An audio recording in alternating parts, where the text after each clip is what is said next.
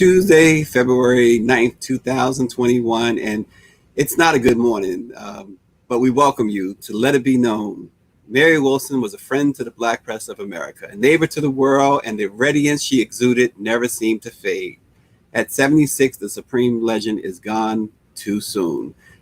Right now, I want to bring in our president and CEO, Dr. Ben Chavis, to discuss the life and lasting legacy of Mary Wilson. Dr. Chavis, good morning.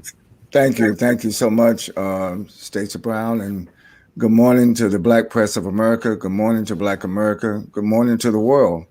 And of course, I've been following the international news feeds since you and I talked a few hours ago, Stacey, when we first learned that our beloved sister, our colleague in the civil rights movement, our colleague is a fellow freedom fighter, artistic genius, a world-renowned, not just singer, but a performer who exuded not only the best of what it means to be a person of African descent, but who shared her passion with the world in terms of moving forward. And, you know, the last time she talked to you and I, Stacey, she was concerned about getting a Florence ballot image on a United States postage stamp.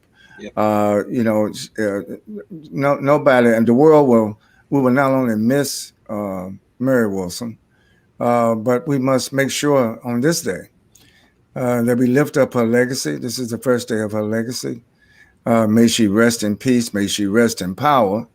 And you recall last year at our national convention of the National Newspaper Publishers Association, I'm so glad that we gave her that award on behalf of the NNPA, on behalf of Karen Carter Richards, our chair, and the board of the National Newspaper Publishers Association, lifted her up. And then in her own, spirit, her own effervescence, her own uplift, she just didn't simply accept the award. She sang a special song to the Black press of America. Well, Dr. Chavis, if you recall too, she cherished that award. She called it perhaps one the best, if not one of the best honors she had ever gotten from anybody. So she really cherished that honor. And you mentioned the Florence ballot stamp. We're going to look at some clips from the things that you and I discussed with Mary Wilson. I had the privilege of speaking with her just a couple of weeks ago as well. And she was so excited, Dr. Chavis. She was doing some DJing. She was preparing to do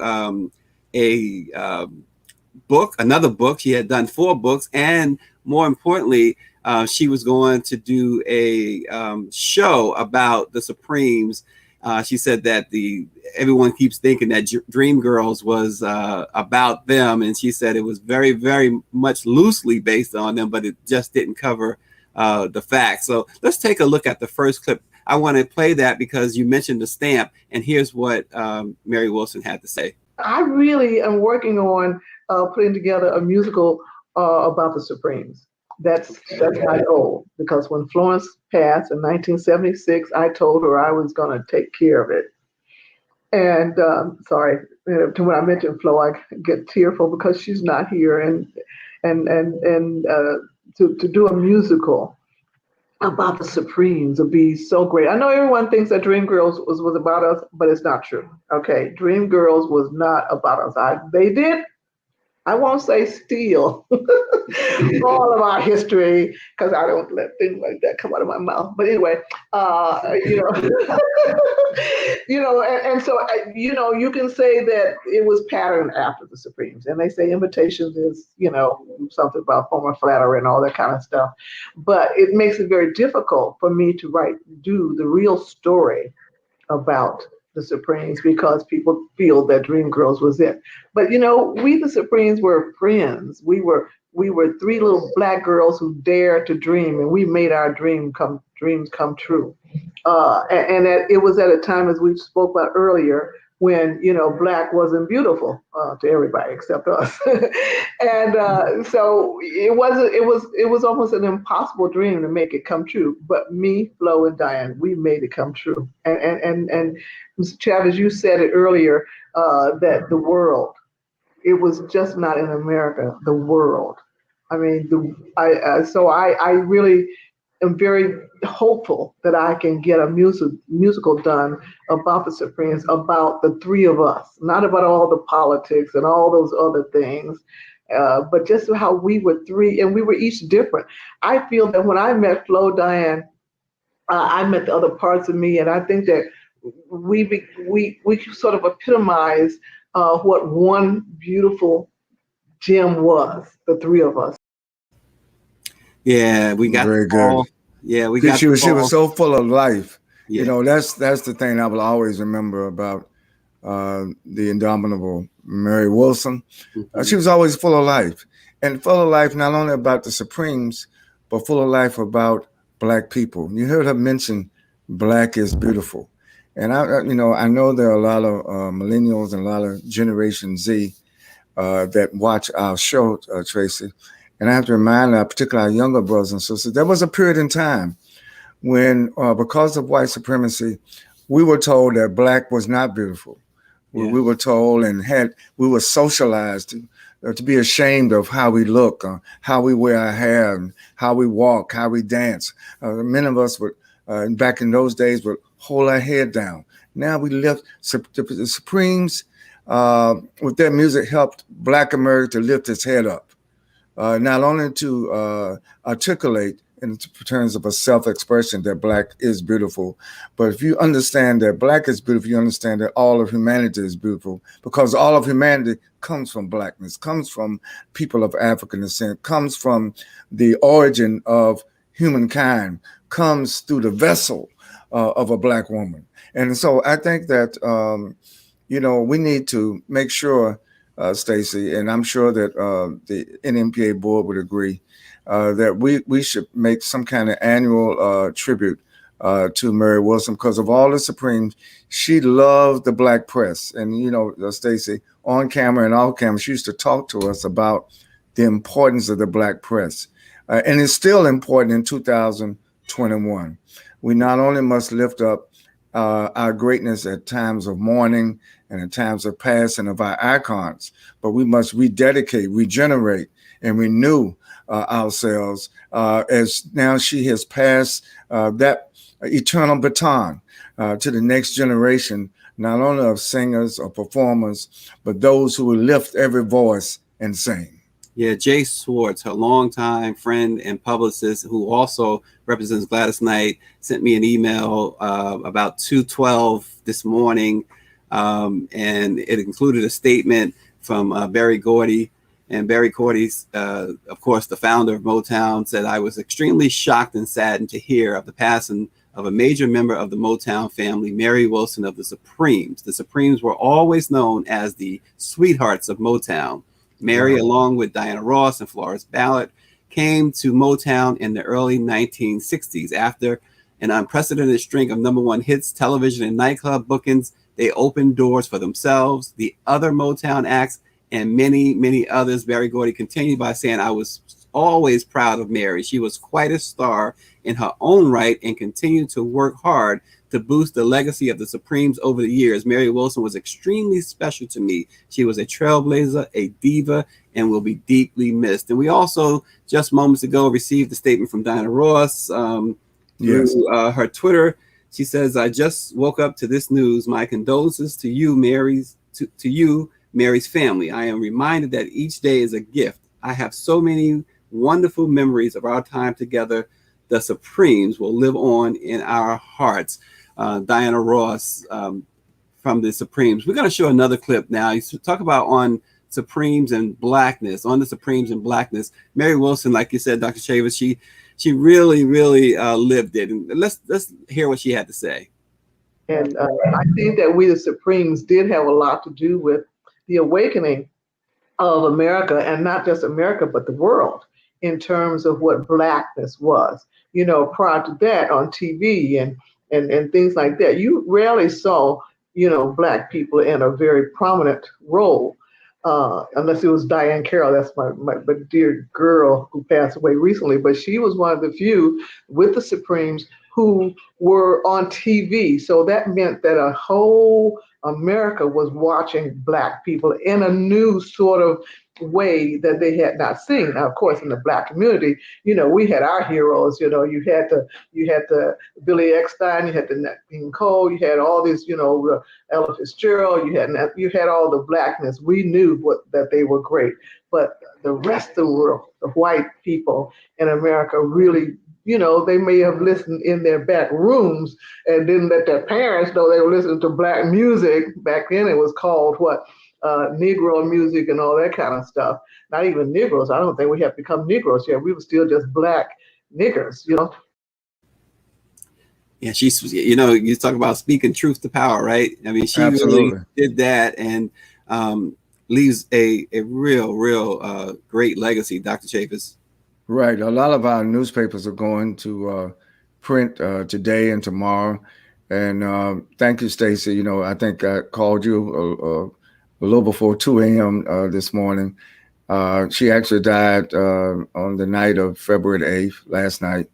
But it took the world a couple of hours. Everybody, when it first came out, people had said, oh, no, this can't be true. Let's fact check. And unfortunately, the facts bared out that she passed away at her home in Las Vegas, Nevada. Mary Wilson, we love you still. We will always miss you. And we will always lift up your name in the pantheon of the world's greatest, not just America's greatest, but the world's greatest. Yeah, singer, best-selling author, motivational speaker, businesswoman, former U.S. cultural ambassador, mother, and grandmother, Mary Wilson made great strides on her inevitable journey to greatness. As an original founding member of the Supremes, she changed the face of popular music to become a trendsetter who broke down social, racial, and gender barriers, which all started with the wild success of their first #1 song. Formed in Detroit as the Primettes in 1959, the Supremes were Motown's most successful act of the 1960s. They had 12 #1 singles, Dr. Chaffetz. They left their mark. We still dance and sing to the Supreme songs. Let's again go back to Mary Wilson, because she was more, as we just said, more than just a singer. She talked a little bit to us about being involved in the civil rights marches and being classy. Let's take a look at that. As girls, we grew up listening to the Lena Hornes and people like that, and so that's who we wanted to be, and so in order to join in the marches and things like that, that's how we proceeded to do that, just by being classy ourselves, because that's all we knew. Yeah, I would say classy elegance. There was an elegance to Mary Wilson and the Supremes. And we have to continue to make sure that we lift up all of the multiple ways that Mary Wilson and the Supremes lifted the buoyancy of not only of self-respect, self-expression, but achievement. And whenever I would travel outside the United States, people all around the world loved and still loved the Supremes. I want to go back to the Civil Rights Movement. I worked in the 1960s with the Reverend Dr. Martin Luther King Jr. I started at a real age as a teenager. And I grew up watching how the Supremes also supported Dr. King, supported the Civil Rights Movement. They supported the NAACP. They got many image awards from the NAACP because that was the image that people love to aspire to. Many groups came into soul music, Motown sound, because of the success of the Supremes. And I'm glad Berry Gordy expressed his condolences, because the Supremes helped make Motown. This is before they left Detroit and went to Los Angeles. Well, I'm personally really sorrowful about her passing, but I'm also have a sense of joy today that in her life, she not only came by the Black press, she supported the Black press. In her life, she not only came by the Civil Rights Movement, she supported the Civil Rights Movement. I'm joyful because, the Bible says, make a joyful noise unto the Lord. and behold. And yes, the joyful noise, the joyful song, the joyful expression, the full of life, buoyancy, and effervescence of Mary Wilson will live forever. Yeah, our publisher Bobby Henry down at the West Side Gazette in Florida, Fort Lauderdale, he says Mary knew and understood what Black is beautiful means. She understood what it means because she had the knowledge of who we are as a people.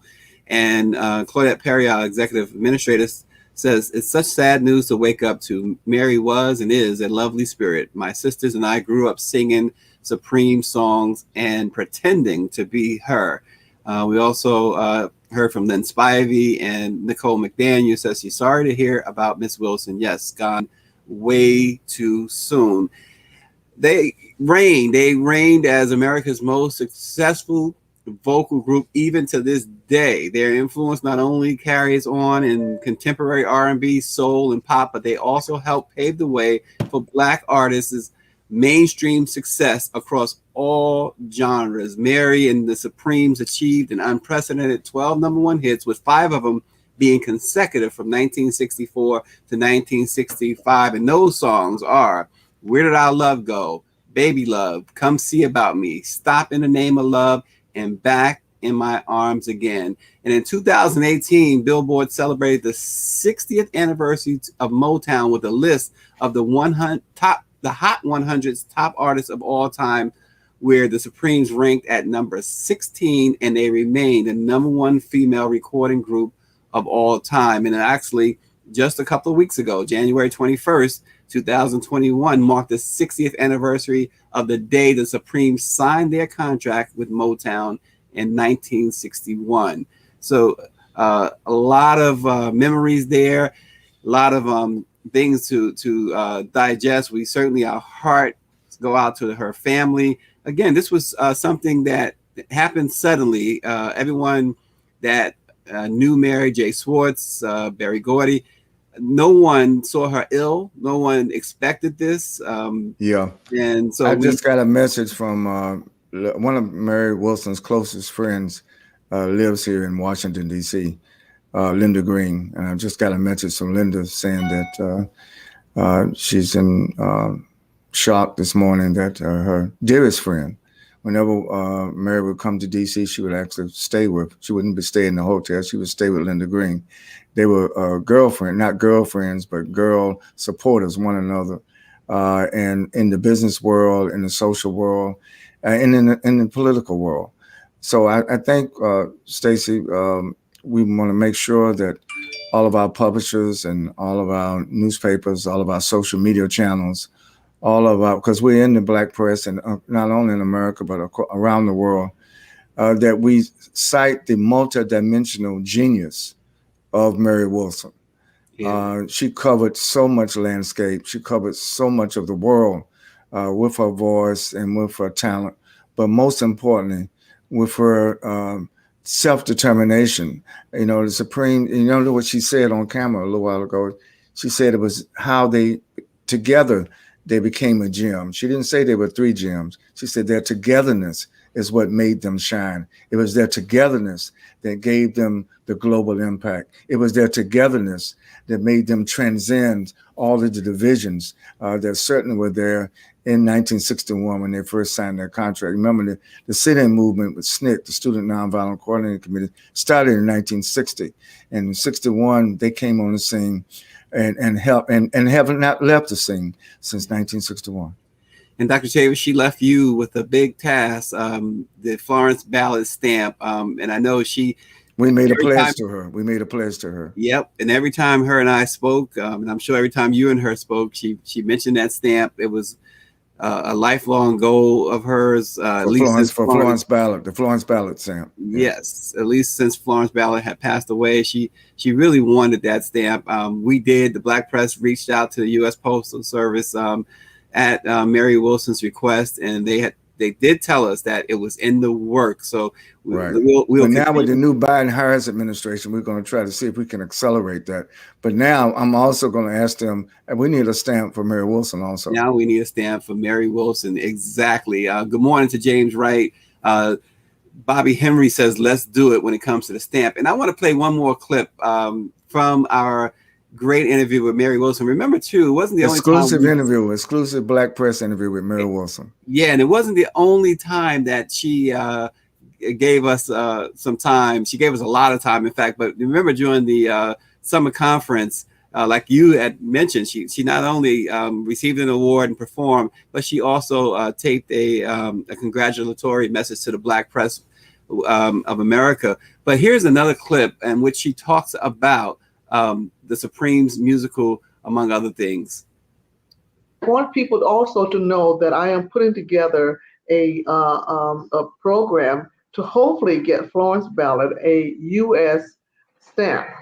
So anyone who's listening to your program right now, actually, we're live. I want them to please send their request and say something about Florence in terms of what she contributed to music, because all those records you mentioned, Stacey, about the number ones, Flo was singing on those. And so when you put your little tape recorder into your eight track, oh no, not 8-track, wait, sorry. Remember, you're listening to Flo, and please, like Mr. Chavez said, if we bring back memories each time, remember that's Flo. And yeah, again, she talked about remembering Flo, and you remember Dr. Chavez, she teared up when she started talking about Florence Ballard. Oh, absolutely. They were close, and they were sisters together in power. And I think there's a lot of lessons to be learned today in 2021 about the importance of Black unity, about the importance of togetherness. We certainly celebrate the power of Black women that empowers the whole Black family. And so I think that when these moments happen in our lives, these moments of transition, these moments of going from this world to the eternal world, we have to make sure that we are a blessed people. We're not cursed. We are blessed people. And Mary Wilson edified the blessings of God. Yeah, and I'd like to make a side note. I'd like to thank Farissa Knox, a Black woman entrepreneur, and Andrew Wyatt, the longtime publicist for Bill Cosby. Both were scheduled to appear this morning, but both of them gracefully bowed out to pay tribute to Mary Wilson this morning. We will have both of them on perhaps later this week or next week, but we will have them on. And going back to Mary Wilson, so we know what she did as a Supreme, but Mary Wilson herself was honored at the Paley Center for Media in Beverly Hills, California, celebrating her work in music and her influence on young African Americans and entertainment. Her conversation with Janice Littlejohn left the audience laughing with her unmatched humor and standing with applause, displaying her graceful composure throughout the night, showing the same love she has always demonstrated to all her fans. You know what she did afterwards? She met and greeted each and every fan and thanked them personally. So her influence on reached long beyond or far beyond music. In 2018, Mary's longtime fight in the passage of the Music Modernization Act, or MMA, came to fruition when the United States legislation was signed into law on October 11, 2018. That allowed artists to benefit from their copyrights, benefit from their own music, which they couldn't before. And so she really, really meant a lot to music, to artists. Artists are getting paid because of Mary Wilson. So we want to remember that too, Dr. Chavez. Oh, absolutely. She was one of the kindest people that you could ever meet, but she was also very discerning. She always knew the times in which we were living in each period of our long struggle for freedom, justice, and equality. She was a freedom fighter. And it's one thing to know that you have a blessing. It's another thing, or an artistic gift, or a moment of genius or time that you could share with the world. I would say Mary Wilson was also a sharing person. She shared her wealth, she shared her talent, and she shared her family. and we extend our condolences to Mary Wilson's family and to all of those throughout the world who have been touched by her spirit, by her genius, and by for her soulful expression. And we in the Black press, we're going to do our part. We're not going to let the legacy or the impact of Mary Wilson or the Supremes ever diminish. And that's what the Black press is all about. It's not only to remind our people in the world of who we are and what we do and why we do what we do, but we also encourage the next generation to move on. And so there will be future Supremes. There will be future Mary Wilsons. There will be future Florence Ballots. And we see them now on not only the stage, but in our community. I'm so proud of Black youth today. And I think Mary would want me to say in her behalf that to all these young sisters out there who want to get in the entertainment industry, study their lives and the talents and the impact and sometimes the struggles that artists and entertainers have had, particularly in the African-American community. Stacey, as you've mentioned, not only get control of their publications, get control of their intellectual property rights, get their royalties and all of what they do. It's a constant struggle. So we celebrate the life today of Mary Wilson.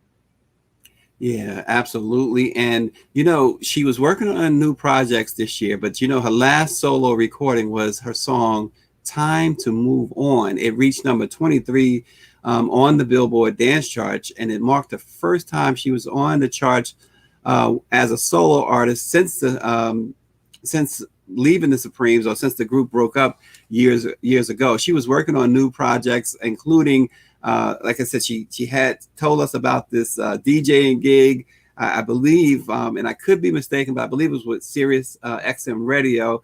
But her primary love of preserving the legacy of the Supremes and introducing her new music to generations lived on. She said this to us recently. She says, I think that the Supremes had a lot to do with the awakening of the world in terms of what Blackness was. The whole world was watching Black people in a way they had never seen before. That was Mary Wilson.